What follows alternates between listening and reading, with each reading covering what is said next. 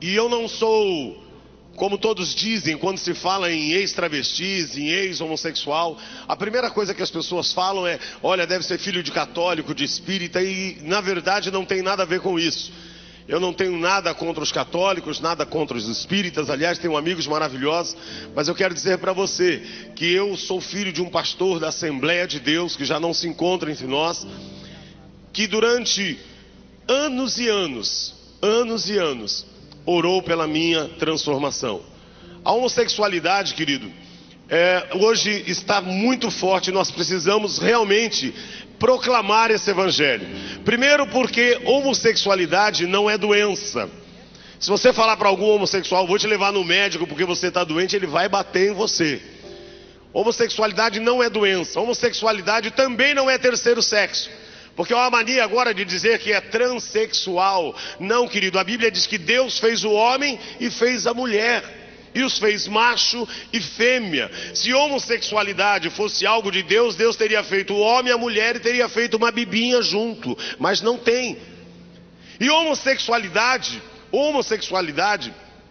também não é opção, porque ninguém opta para ficar numa esquina, ninguém opta para ser chacota dos outros. Homossexualidade é demônio, e não é um demônio que você impõe a mão e expulsa, porque homossexualidade é um demônio manifesto 24 horas na vida de uma pessoa, e esse demônio só vai sair quando esta pessoa quiser. Agora, para que isso aconteça, eu e você temos que praticar a palavra de Deus, amar a Deus acima de todas as coisas e ao teu próximo como a ti mesmo. Se hoje eu estou aqui, é porque eu conheci o amor de Deus dentro da minha casa. Agora, querido, nós precisamos tomar muito cuidado, porque a homossexualidade entrou na minha vida aos 3 anos e meio de idade. E nesse momento você deve ficar perguntando: como é que pode uma criança com 3 anos e meio se tornar homossexual? Quero dizer para você que na Bíblia diz que o ladrão veio senão para roubar, matar e destruir.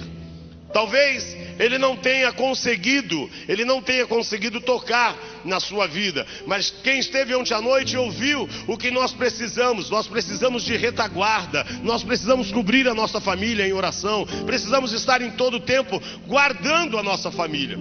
E a homossexualidade entrou na minha vida aos 3 anos e meio de idade, quando um homem de 33 anos começou a me usar sexualmente. E pasme, este homem comia na mesma mesa em que o meu pai comia. Hoje, querido, há um modernismo no meio do povo de Deus. Você pergunta para o irmão: onde é que está o seu filho? Está dormindo na casa de um amiguinho. Onde é que está a sua filha? Está dormindo na casa de uma amiguinha. Queira saber quem são os amiguinhos do teu filho. Queira saber quem são as amiguinhas da tua filha. Queira saber quem são os pais deste amiguinho, porque o filho que você tem nos teus braços, ele não é seu. Ele é a herança que Deus te deu. E um dia você vai ter que prestar contas a ele. Mas em 1964, como é que eu poderia dizer ao meu pai, sendo que o amigo dele mesmo dizia: olha, este é o nosso segredo, se você contar para o seu pai você vai apanhar e ele não vai acreditar. E meu pai, assembleano, daqueles que não podiam ter nem televisão, e você imagina como é que era a cabeça do meu pai. E nós morávamos no mesmo quintal, e este homem todos os dias quando chegava, ele dizia: seu Expedito, eu trouxe um carrinho para o Paulinho, posso levar ele lá em casa? E aí ele levava lá em casa e usava e abusava. Até os 7 anos de idade, este homem usou e abusou da minha vida. Aos 7 anos de idade, nós ganhamos uma casa. Deus abençoou o meu pai, e aí nos deu uma casa, e nós mudamos de casa. Eu confesso que eu achava que aquele homem não fosse mais tocar em mim, mas aquele demônio chamado homossexualismo já estava na minha vida. Mas não demorou muito, uma semana depois que nós mudamos, aquele homem foi fazer uma visita na nossa casa. E quando ele entrou, meu pai começou a mostrar a casa que nós estávamos morando. E meu pai dizendo: olha, tudo isso aqui foi Deus quem nos deu. Deus me abençoou, Deus nos deu uma casa nova. E eu confesso, estava muito feliz, porque nós morávamos num cortiço, em 2 cômodos, em que o banheiro era fora. Agora eu estava morando numa casa onde eu tinha meu quarto, onde eu tinha banheiro dentro. Para mim era tudo novo e era maravilhoso. E aquele homem começou a olhar, e de repente ele falou: sabe, seu Expedito, eu aproveitei para passar aqui e ver a sua sua casa, mas é que eu também estou indo trabalhar na minha marcenaria, e hoje é feriado, todos os funcionários estão de folga. Será que eu posso levar o Paulinho comigo até a marcenaria para mim não ficar sozinho? E meu pai inocente dizia, pode levar. E lá aquele homem começou a usar, lá aquele homem, ele molhava o dedo na cerveja, colocava na minha boca, lá aquele homem molhava o dedo na pinga, colocava na minha boca, tirava o cigarro, colocava na minha boca e me ensinou a acender cigarro e muitas outras coisas. E deste dia em diante, todo final de semana este homem passava na minha casa e me levava para essa marcenaria. Até os 10 anos de idade ele foi usando a minha vida. Até os 10 anos de idade, quase que diariamente ele passava ali, sempre para me ver, mas no sábado ele me pegava e me levava até aquela marcenaria. Aos 10 anos de idade, quando eu terminei o primário naquela época, eu lembro que eu já estava tendo algumas opiniões e eu já não era também tão masculino quanto o Paulinho que meu pai registrava. E eu lembro que quando eu passei para o ginásio, eu dizia, aquele homem não vai tocar mais na minha vida não. Mas agora eu queria ter experiência com novas pessoas. E eu, queridos, fui para a escola, primeira série do ginásio. E eu lembro que quando eu entrei na escola, aquilo cheio no pátio, todo mundo correndo. E eu ali, tímido, ainda assustado com tudo, era tudo novo para mim. E um rapaz que devia ter 16, 17 anos no máximo, não passava disso, ele começou a me olhar. E durante os 10, 15 dias primeiros de aula, ele começou a me olhar. E ele, quando percebeu que eu estava envolvido no homossexualismo, um dia ele parou na minha frente e disse, olha, eu preciso te falar algo. Se você começar a tomar hormônio agora, você vai ficar uma mocinha. Você vai desenvolver os teus seios, você vai ter corpo roliço, você não vai ter barba, o teu cabelo vai crescer. E quando você tiver com uns 14 anos, ninguém vai dizer que você é homem. Na hora eu gritei com ele, disse, para com isso, menino. Eu sou filho de pastor, você acha que eu vou fazer uma coisa dessa? E ele todos os dias, dos 11 anos até os 12 anos e meio, todos os dias ele me encontrava no pátio e ele dizia, se você tomar hormônio, você vai ficar uma mocinha. Sabe, queridos, ontem eu estava prestando atenção sobre o que o pastor Silas estava dizendo, e é uma verdade. Há momentos que você parece que o inimigo te deu trégua, mas não é. Ele está armando outra cilada e você precisa estar ali firme. E todos os dias ele foi falando, e eu não consegui.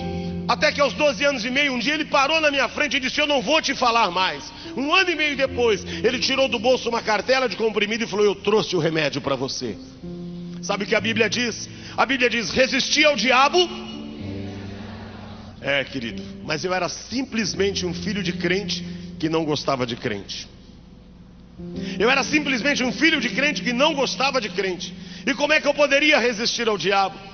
E eu lembro que quando eu peguei aquela cartela, eu falei, você acha que um comprimido vai mudar a história de alguém?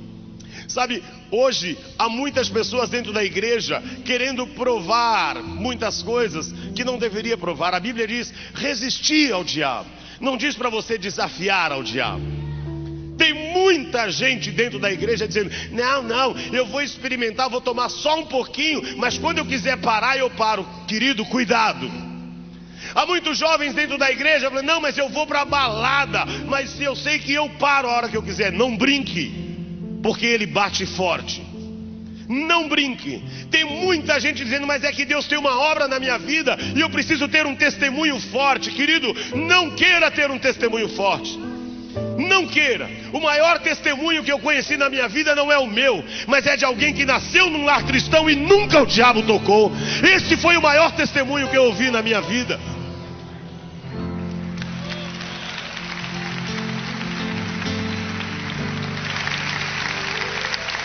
O maior testemunho que você pode ter é que nunca o inimigo tocou na sua vida.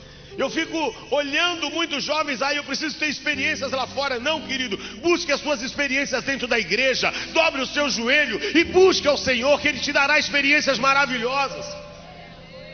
E eu não conhecia e nem queria ouvir o meu pai falar disso. E comecei a tomar aquele comprimido.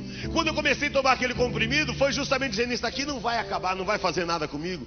Tomei um dia, tinha que tomar um por dia. Durante os 10 primeiros dias fui tomando e nada acontecia. Mas vou tomar o resto da cartela. Com 22, 23 dias, um dia eu acordei de madrugada com uma dor no peito horrorosa, achando que eu ia morrer. 4 e pouco da manhã eu levantei com aquela dor no peito, meu peito inchado. E eu dizia, eu vou morrer, mas eu não podia chamar o meu pai, não podia chamar a minha mãe. E aí eu fiquei na cama gemendo.